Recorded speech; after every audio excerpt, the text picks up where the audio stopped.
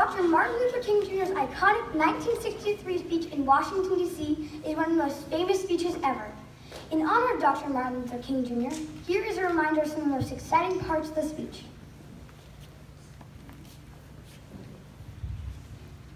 100 years after the Emancipation Proclamation, the Negro still is not free.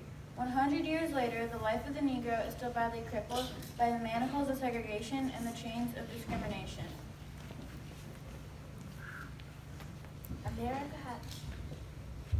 America has given the Negro people a bad check, a check which has came back with insufficient funds, but we refuse to believe that the bank of justice is bankrupt. Now is the time to make the real promises of democracy. Now is the time to rise from the dark and desolate valley of segregation to the sunlit path of racial justice. Now is the time to lift our nation from the quicksands of racial injustice to the solid rock of brotherhood. In the process of gaining our rightful place, we must not be guilty of wrongful deeds. We must not seek to satisfy our thirst for freedom by drinking out of the cup of bitterness and hatred. There are those who are asking the devotees of civil rights, when will you be satisfied? We are not satisfied, and will not be satisfied until justice rolls down like waters and righteousness like a mighty stream. This will be the day when all of God's children will be able to sing with new meaning. My country, 'tis of thee, sweet land of liberty, of thee I sing. Land where my fathers died, land of pilgrim's pride. From every mountainside, let freedom ring. And if America is to be a great nation, then this must become true.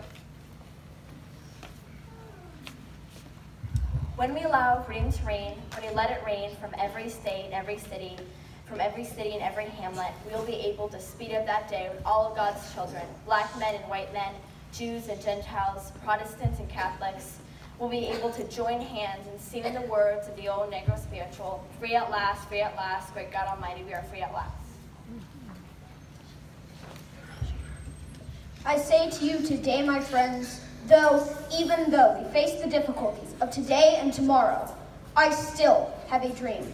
It is a dream deeply rooted in the American dream. It is a dream that this nation will rise up and live out its true meaning of its creed. We hold these truths to be self-evident, that all men are created equal. I have a dream that one day on the red hills of Georgia, sons of former slaves and sons of former slave owners will be able to sit down at the table of brotherhood.